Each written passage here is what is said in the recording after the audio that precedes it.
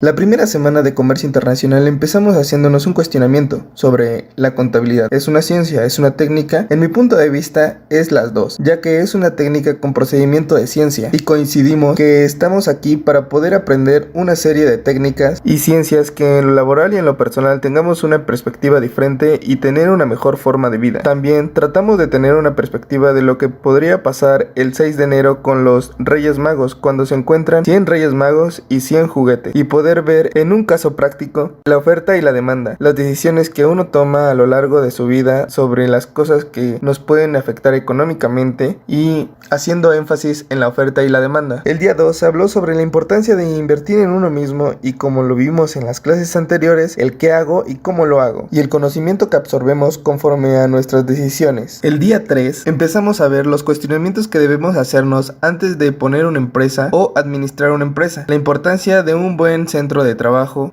ya que esto hace que la empresa sea más productiva o menos productiva. Esta es la segunda semana. Esta segunda semana empezamos hablando sobre los equivalentes generales, qué es, dónde surgen, por qué se da, y para eso necesitamos conocer qué es la propiedad privada. La propiedad privada significa el uso y disfrute del bien. Ahora dicho esto, nos remontamos a las comunidades primitivas. Estas comunidades primitivas se dieron cuenta de los ciclos de la naturaleza como son los climáticos, los reproductivos, los alimentarios, entre otros. Y toda esta charla para llegar a entender cómo poco a poco las comunidades empezaron a delimitar sus tierras, árboles, etc. Y esto al principio era solo puro reconocimiento social sobre el uso y disfrute de un espacio. Y esto fue el inicio. De ahí nos pasamos a la edad feudal y con esto la especialización del trabajo, dividir a los trabajadores por gremios y diferenciar los mismos. Bueno, y para esto el costo del dinero se le llama tasa de interés y esta depende mucho del riesgo. Entre más riesgo, más alta la tasa y entre menos riesgo, más baja la tasa. La tercera semana. El comercio internacional es el flujo de mercancías que se dan entre una economía A y una economía B. Bueno, una economía produce mercancías las cuales se intercambian con otra economía. Para esto el producto debe sufrir un proceso para terminar como mercancía y parte de este proceso es que el producto llegue al mercado. Ya en el mercado este adquiere su valor, esto porque hay un precio de mercado. Este se define por condiciones de producción y estas dependen del capital variable y el capital constante. Y todo esto para llegar a la conclusión que el comercio internacional es el intercambio que tienen dos países. Los precursores del comercio internacional fueron los fenicios, dato importante. La globalización económica existe. Esta tendría que ser un libre comercio con Canadá, Argentina, China, etc. Es ahí cuando varios emprendedores pensaron en expandir sus mercados a otros países un poco más lejanos, debido al problema que significaba el expresidente Donald Trump. Pero ¿qué sucede? Que no solo puedes decir, yo voy a comercializar mis productos. Debes darte cuenta de muchos factores, como lo son la formación de precios internacionales de competencia, ya que este nos permite la doble tributación o con impuestos especiales, ya sea al exportar mercancía o al importar materia prima. El tema de la tributación lo vemos más a fondo el día jueves. Sin embargo, no podemos negar que la idea de comercializar en otros países no suena mal. Las cuestiones que nosotros tenemos de acuerdo a la globalización están basadas en el fisiócrata Adam Smith, precursor que busca libre comercio, el cual plantea escenarios donde los países compiten haciendo que en los países competidores haya un alto desarrollo. Carlos Marx debate con la tesis de Feuerbach. En esta menciona que no necesariamente para que un país se modernice, los demás se van a modernizar. Sin embargo, hemos estado siguiendo el modelo de Adam Smith. La cuestión de los tratados internacionales se dan para que las mercancías puedan viajar y no tengan ninguna anomalía. En nuestro país es regulado por la Secretaría de Economía,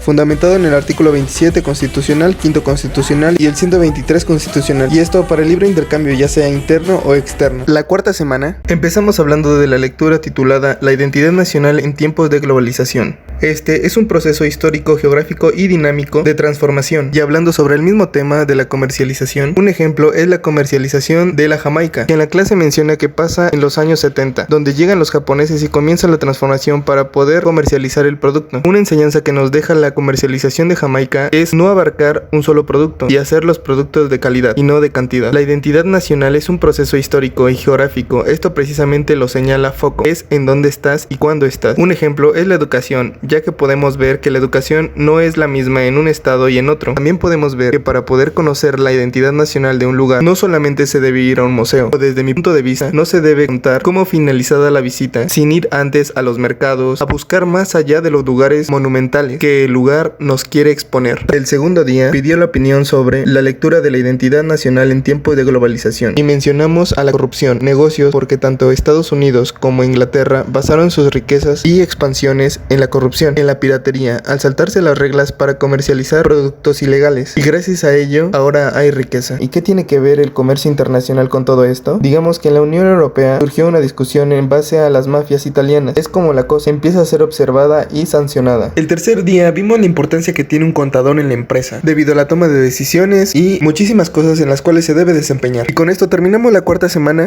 La quinta semana comenzamos viendo las dificultades que tenemos los emprendedores al empezar a conocer formas de expandir un negocio en el extranjero. En este caso nos da un ejemplo de uno de sus alumnos de la maestría y nos menciona la importancia de conocer las divisas, así como los tratados de libre comercio y el cómo están compuestos, y el cómo influirán en las mercancías, tomando en cuenta diferentes áreas como la legal. Las cuestiones culturales son importantes para poder darnos cuenta qué se puede comercializar en cada país y así poder tener un conocimiento específico del mercado. Un ejemplo, si nosotros comercializamos carne y la queremos distribuir en la India, debemos tener en cuenta que uno de los animales que ellos adoran más es el bovino. Por consiguiente, es lógico que esta carne no se consumirá ni en pieles ni en alimentos, además de poder ver las exigencias de cada país con las certificaciones que cada uno exige. Otro ejemplo de negocios en el comercio internacional es buscar la manera de estrechar un lazo de comercio entre dos países y no necesariamente en el país de origen del intermediario. Se debe buscar la manera de ver quién quiere un producto y quién lo vende a un buen precio, además de un buen postor, garantizando así una ganancia siempre y cuando se calculen los gastos que conlleva hacer este proceso. Por lo tanto, debemos tomar en cuenta que para poder hacer este tipo de negocios necesitamos conocer los gastos, las oportunidades arancelarias y políticas, ya que esto nos puede llevar a tener una ventaja o una desventaja en el mercado y así poder llegar a ser rentable el negocio o el producto a comercializar. Por otro lado, nos mencionó la teoría de juegos, que se basa en las decisiones que toma una persona, las variables que pueden llegar a surgir y cómo hacer que esta económicamente nos beneficie, ya que para tener un comercio electrónico sano se tiene que estar al pendiente de los marcos jurídicos, marcos financieros, así como las necesidades de cada una de las mercancías que nosotros necesitamos exportar. En el segundo día hablamos sobre las inversiones extranjeras y los beneficios que trae consigo, como lo son la estabilidad de los nuevos empleos. Sin embargo, muchas veces no es así y podemos poner un ejemplo con la tesis de Feuerbach, donde nos dice que para enriquecer a un país hay que empobrecer a otro. Un ejemplo adicional serían las remesas que recibimos no solo de Estados Unidos, sino de otros países. Por otra parte, se hace mención de las inversiones a largo plazo, al capital intelectual, como lo son las marcas y las patentes, tal como es el caso de Volkswagen, en el que se encargan de la producción de automóviles y ellos gozan de los dividendos. Sin embargo, estas marcas o inversiones extranjeras buscan poder operar en tierras con características específicas, como lo podrían ser el clima, la mano de obra barata, la baja tasa de aranceles, entre muchas otras más, para un mayor beneficio, por lo que para México estas inversiones extranjeras son un pilar muy importante, ya que abarcan el 65% del Producto Interno Bruto y en cuestiones de importaciones el 30% de esta. A pesar de ello, un punto desfavorable en estas inversiones es cuando la empresa prefiere tirar sus productos, como lo es en el caso del petróleo.